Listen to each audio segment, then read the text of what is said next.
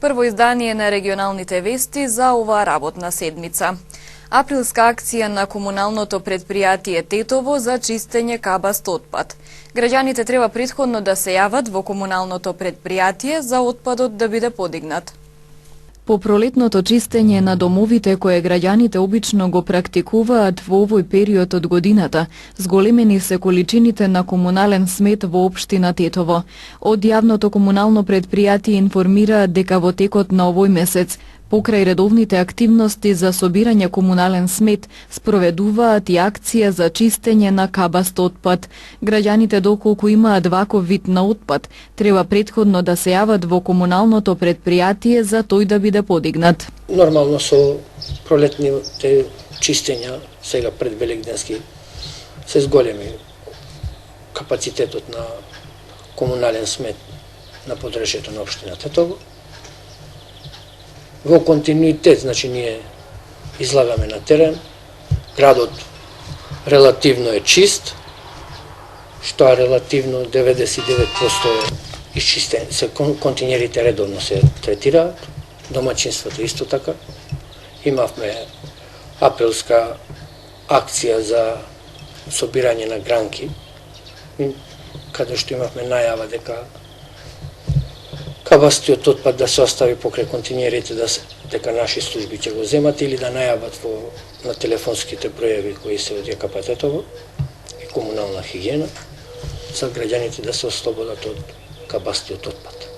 Инаку во Полошкиот регион во 2016 година создаден е вкупно 128.158 тони комунален отпад, од што 92.127 тони е собран, покажуваат податоците на Државниот завод за статистика. Годишното количество на создаден комунален отпад по жител минатата година изнесува 376 килограми по жител, што е за 1,1% помалку отколку во претходната година. Според статистиката на собран комунален отпад во Република Македонија, во 2016 година, купната бројка изнесува 610.227 тони, споредено со 2015 година. Вкупното количество на собран комунален отпад во 2016 година бележи намалување од 1,6%. Од вкупното количество на собран комунален отпад, 84% се собрани од домаќинствата, а останатите 16% од правни и физички лица. Според видовите на отпад, најголемо количество на собран отпад е измешан комунален отпад, а најмало количество е отпад од гума. Вкупното количество пак на создаден комунален отпад во Република Македонија минатата година изнесува 796.585 тони. Одбележувањето на Европската недела на имунизација стартува со апел до родителите, редовно да ги вакцинираат своите деца. Во Гостивар изминатите години се јавува отпор кон вакцинацијата, особено кон вакцината против МРП, морбили, рубеола, паротит.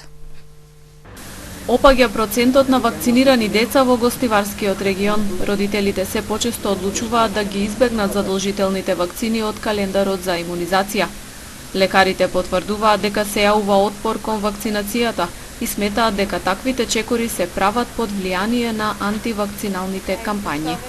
Последниве години во регионот на Гостивар, иако имаме успешна вакцинација, се забележува намалување на процентот на вакцинирани деца, осебно кај МРП вакцината и кај ХПВ вакцината, како резултат на силната антивакцинална кампања, која е присутна не само во нашиот регион, туку и во целата држава. Од денес па до 30 април се одбележува Европската недела на имунизација. По тој повод во Гостивар ќе се спроведат повеќе активности, предавања во училиштата, средби со родители, вакцинирање на терен и слично.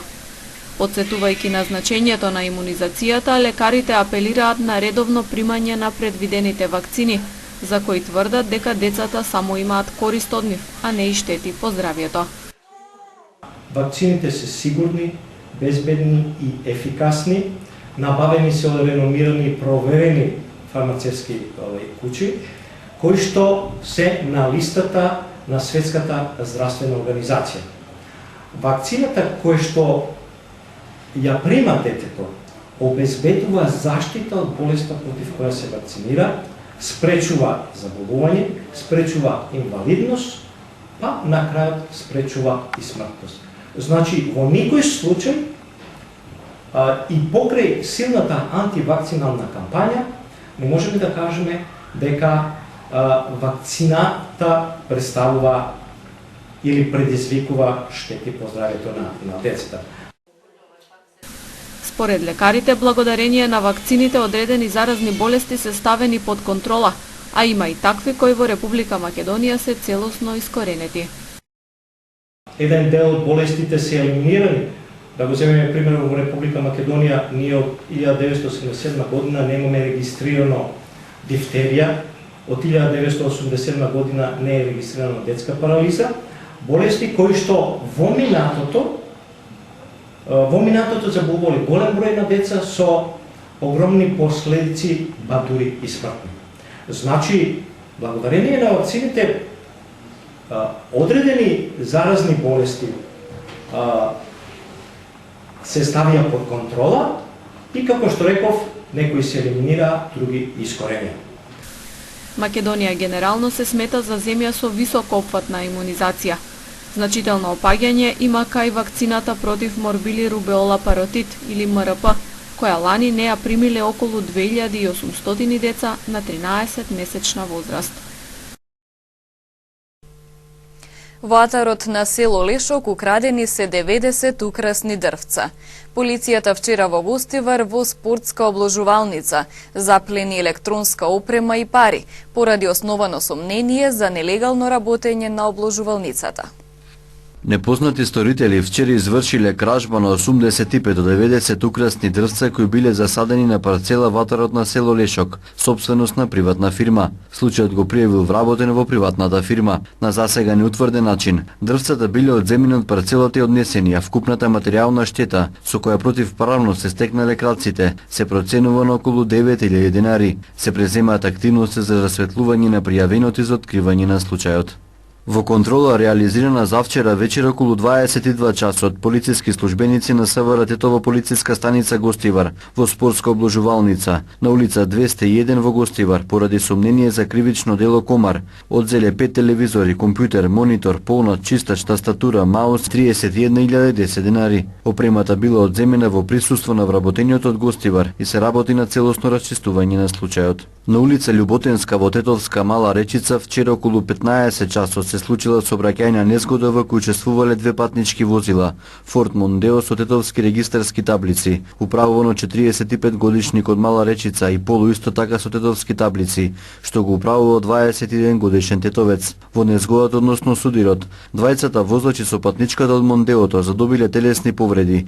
Тие се пренесени во Тетовската клиничка болница и пуштени се на домашно лекување. Полицијата работи на целосно расветлување на случајот. Викендов што измина на Тетовско-Гостиварското подрачје биле спроведени засилени контролни активности во сообраќајот за брзината со која се движат возилата, но и за однесувањето на мотоциклистите на градските улици, регионалните и локалните патишта. Во Тетово вкупно откриени адекватно санкционирани се близу 20 на прекршоци, за кои се изготвени 5 прекршочни, 19 мандатни платни налози. Речиси 3 пати повеќе, односно 80 на прекршоци, биле откриени во Гостиварското подрачје од ваква природа и карактер. Тие се заокружени со 24 прекршочни и 55 мандатни платни налози. Татко го ранил синот со огнено оружје во Гостивар. 33 годишен гостиварец завршил во болница со прострелна рана откако неговиот татко пукал во него. Немилиот настан се случил предпладнево во куќа на улицата 18 ноември во Гостивар. Според првичните непотврдени информации, таткото на возраст од 57 години и синот најпрво имале куса вербална расправија во својот дом, пошто синот го нападнал таткото со секира. Тогаш таткото извадил пиштол и испукал еден куршум кон него, при што го ранил во левата рака. Повредениот бил пренесен во Гостиварската болница, каде што му била пружена лекарска помош и е надвор од животна опасност. Таткото набрзо по настанот бил лишен од слобода, му била земена парафинска ракавица, а оружјето со кое пукал е предадено на вештачење. По овластување најавен обвинител, увид на местото извршила полициска екипа, од каде информираат дека се работи на утврдување на деталите и расчистување на настанот. За 3 месеци 45 сообраќајни несреќи на тетовскиот дел од автопатот Гостивар – Тетово – Скопје. СВР Тетово со апел до возачите за максимална внимателност. 45 сообраќајни несреќи се случиле во првите 3 месеци од годинава на тетовскиот дел од автопатот Гостивар – Тетово – Скопје, поточно на потегот од Жеровјане до Карпалак. Во нив за среќа нема загинати лица. Најголемиот број од несреќите завршиле само со материјална штета, додека најчеста причина за нив е неприлагодена брзина според условите на патот, односно пребрзо возење, но меѓу нив се среќаваат и несреќи предизвикани од неконтролирано движење на животни по коловозот, претежно кучиња бездомници, како резултат на необезбедениот автопат, информира СВР Тетово. Минатата година пак на оваа сообраќајница вкупниот број на сообраќајни несреќи изнесувал 161. 3 од нив случајни во јуни, јули и септември завршиле со исто толку човечки жртви, бројка која сама по себе сериозно опоминува и алармира. Иланските несреќи во најголем број се последици на пребрзо возење, кое придонесло возачите да изгубат контрола и неретко да излетаат од коловозот или удираат во заштитната ограда. Поради ова, секторот за внатрешни работи Тетово повторно со апел до возачите да бидат максимално внимателни и да ја прилагодат брзината дотолку повеќе што предстои зголемена фреквенција на подрачјето и во тие рамки на автопатот, каде дневно поминуваат по неколку илјади возила. Ова посебно се однесува на вечерните часови, зашто и натаму отворена е можноста да налетаат на некое животно, поради тоа што заштитната ограда од двете страни на автопатот на повеќе места е оштетена и нефункционална. Лани, да подсетиме, дури 118 несреќи на подрачјето биле предизвикани од животни, најмногу на овој автопат.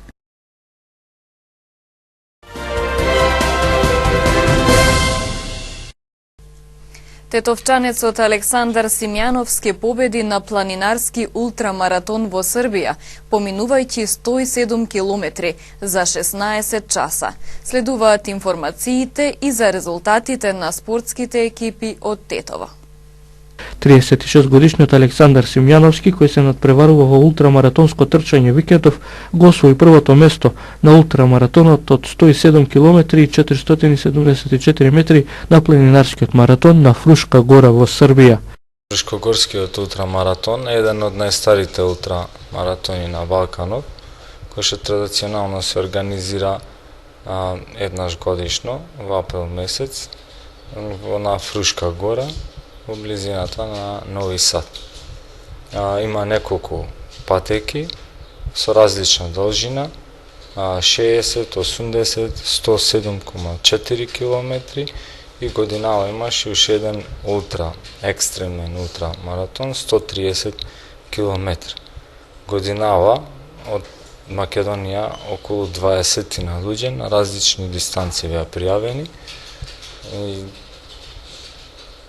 постигнаа сите значаен успех.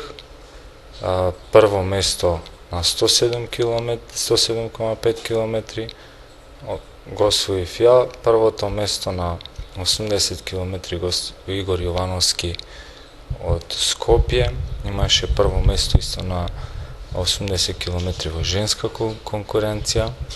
Значи, многу успешен годинава се представи македонската планинска ултрамаратонска екипа на овој значаен на манифестација традиционална, долгогодишна. Километрите кои што ги споменуваш, можеби не би значиле многу ако биле во на некој прав пат, да кажем. Ајде да ни го објасниш од прилика како изгледаше таа патека, сите тие километри да ги истрчаш. Значи, Фрушка гора не е многу висока планина, да речем стандардно висока како за наши услови. Најголема сепак да се води како планина. Највисокиот врв мислим дека е 526 метри надморска височина, но и во толку височина надморска, кога станува збор за планинските ултрамаратонски трки, на должина од 107,5 км, колку што беше трката на која што ја учествував, имаше висинско искачување D+, денивелација висинска од 4260 и нешто метри. Значи тоа е тоа што му дава малку поголема тежина на тие 107 километри кога би се трчале во однос на тоа кога би се трчале на рамна патека. Да ни кажеш како го издржа ова, значи веројатно физичката подготвеност од претходно е многу важна и исхраната. Поглед на исхраната не сум баш некој што нели држи до некоја спортска исхрана, принцип конзумирам се и нормално е тоа да биде така затоа што се троши многу енергија на вакви трки, особено пред трката, мора добро да се хидрира телото и добро енергетски се подготви за тоа што следи. А во однос на другото прашање, значи подготовката како следи, тоа се у принцип секојдневни или на еден ден, значи тренинзи, редовно викенди со поголеми должини. Искрено до пола трка не ни знаев дека сум на прво место. Дури кога ме пристигна, да речем, Зоран Поганчанич, србинот со кој што го делевме всушност првото место, тогаш сватив, он ми кажа дека негде беше околу на 60 километар, ми кажа дека сум на прво место и дека ние двајца сме напред на водечки позиции на патеката. Успеав да му се оддалечам, мислам негде околу 20-30 минути му направив разлика до некаде 80 километар. На 90-тиот километар ме пристигна и бидејќи двајцата бевме у тешка, значи физичка исцрпеност, лоши беа временските услови, на некои места имаше снег, огромни количества на кал, значи низ кои што се газеше го тежнуе газењето и трчањето. Ладно ноќ падна договор, джентлменски договор, заедно да се држиме до крај до целта и заеднички да поминеме целната линија и заеднички да делиме првото место, сето од причина што доколку и понатаму продолживме со бркање кој да биде прв со надпревар некој меѓу нас, можеше да се доведеме у ситуација, значи или ниту еден од нас двајца да не ја заврши трката или не дај Боже нешто пострашно му се случи, затоа што вистински се вложивме до тој момент во трката, вистински вложивме многу физички напор, енергија и телата више беа максимално исцрпени, што се вика, и едноставно тоа беше единственото логично и разумно решение во тој момент. Колку време ти беше потребно за да ги истрчаш овие километри? И ајде да објасниме малку за гледачите во однос на тоа што и пред малку разговаравме, дека има точки каде што може да се направи некоја условно кажано пауза за да се касне нешто и слично. Значи, заедно со Зоран, трката завршивме за 16 часа, 38 минути и 5 секунди. Долж патеката од 107 километри имаше вкупно 24 контролни точки. На секоја мора да се појавиш и да се јавиш, да биде одбележано дека си ја поминал таа контролна точка. На неколку контролни точки има места каде што може да се земе вода или нешто закуска. 2 контролни точки се на кои што се дава топол оброк, супа, тестенине, имаше гулаш. Значи, сепак нели Војводина и близко до Унгарија, има и таму и унгарци, нели, гулашот им е као еден дел традиционален дел од исхраната, имаше специјалитет. И останато, например, овошје, некој банана, портокалит, значи кока-кола, такви газирани пијалаци што се високо енергетски. Не секоја контролна точка, значи има нешто за освежување, тоа е преку 3 контролни точки на кои што може да се земе нешто такво, да се подкасни. Тоа се разбира, што повеќе останеш на некоја контролна точка, тоа повеќе време губиш и подолго време ќе ти треба да ја завршиш трката.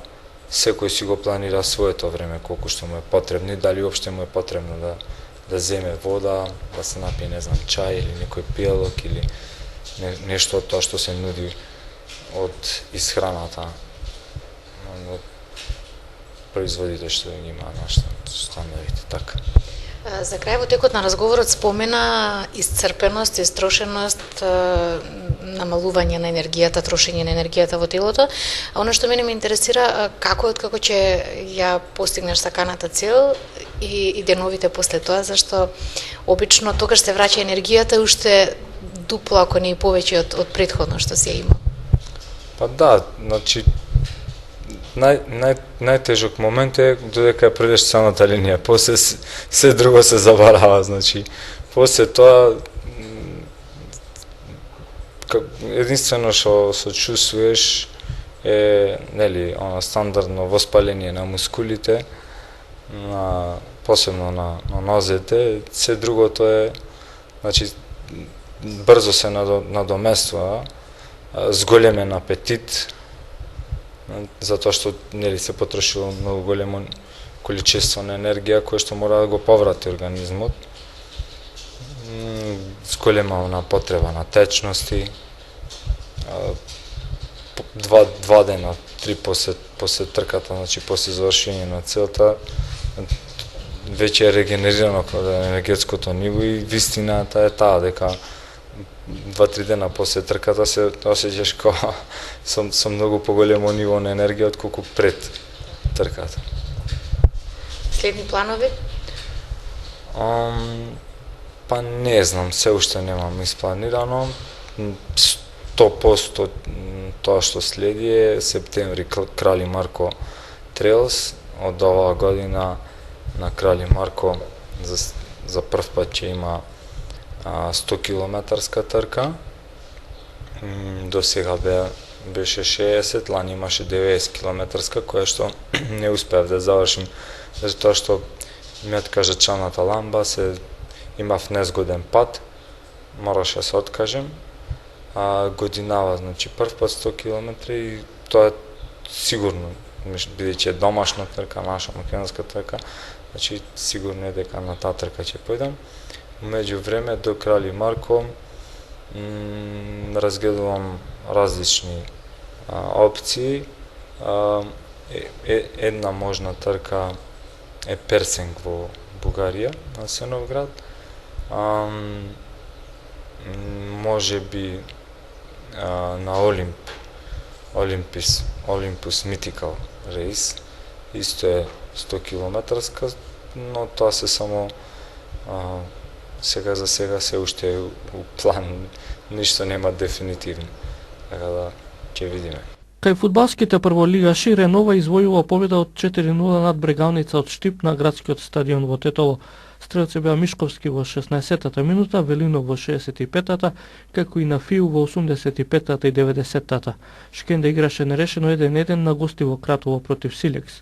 Лидерот на табелата Вардар со новата победа од 2-0 над Шкупија зголеми разликата од 13 бодови пред Шкендија на втората позиција. Во наредното 29-то коло во среда од 16 часот е дербито на колото токму меѓу првите две екипи Шкендија и Вардар на градскиот стадион во Тетово. Ренова гостува на Македонија Ѓорче Петров. Во втората лига Тетекс на домашен терен изгуби од Скопје со 0-1 и понатаму останува на последното место на табелата со 18 бодови. Во наредното 23-то коло во сабота 29 април му гостува на тимот на Академија Пандев кој веќе обезбедија пласман во првата лига. Во втората кошаркарска лига екипата на Гостивар веќе обезбеди пласман во првата лига, откако последниот надпревар со Ангели од Скопје го добија со службен резултат од 20-0. Кошаркарите на Тетекс во 18-тото коло изгубија од Радови со 103-74. Центристот Емануел Макрон постигна голем успех со победата во вчерашниот прв круг од председателските избори во Франција. Тој во вториот круг, што ќе се одржи на 7 мај, ќе се трка со кандидатката на крајната десница Марин Ле Пен. Одзивот беше околу 70%, најдобар во последните 40 години. Француското Министерство за внатрешни работи ги соопшти конечните резултати, според кои Макрон добил 23,7%, додека Ле Пен 21,5% од гласовите. 39-годишниот Макрон, кој е релативно ново лице на француската политичка сцена, никогаш немал некаква функција. Сепак најновите анкети покажуваат дека тој лесно ќе може да ја победи 48-годишната Ле Пен. Според некои испитувања на јавното мислење, доколку вториот круг се одржи сега, Макрон би добил од 62 до 64, а Ле Пен од 36 до 38% од гласовите. Победникот во првиот круг на председателските избори во Франција, Емануел Макрон, е оженет со својата поранешна професорка, која постара дури 24 години од него. BBC наведува дека Макрон имал репутација на брилијантно дете, читал француска литература, пишувал песни и роман. Со години парот ја избегнувал јавноста, но до суптилните промени дошло кога Макрон ја започнал својата председателска кандидатура. Ан Фулда, авторка на книгата за растот на Макрон, вели дека таа необична љубовна приказна открива многу за одлучноста на Макрон и вербата во себе. Тој сака на луѓето да им стави до знаење дека ако можел да ја заведе мајката на 3 деца, која е 24 години постара од него, во мал град во провинција, може да ја освои Франција на ист начин, вели Фулда. Француската полиција соопшти дека по првиот круг од председателските избори во текот на ноќта поради нереди кои избија во Париз уапсени се над столица. Тие фрлале шишиња кон безбедносните сили, палеле автомобили и кршеле излози на продавниците. На плоштадот на Републиката во Париз синоќа се одржани протести поради резултатите од гласањето во првиот круг на председателските избори, а француските медиуми јавија дека на тој собир дошло до судир на демонстрантите со полицијата. Безбедносните сили и единиците за спречување нереди пристигнале во голем број, каде имало околу 1000 демонстранти, кои изразувале незадоволство поради тоа што во вториот круг ќе се соочат центристот Макрон и десничарката Ле Пен.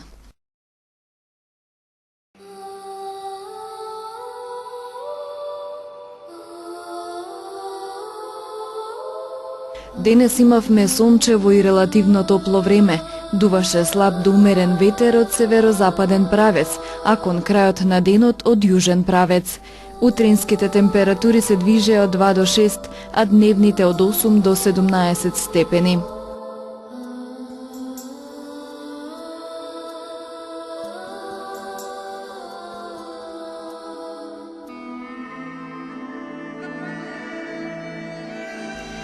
Утре не очекува сончево и потопло време со мала до умерена локална облачност и со умерен југоисточен ветер. Утринските температури ќе се движат од 2 до 7, а дневните од 10 до 20 степени.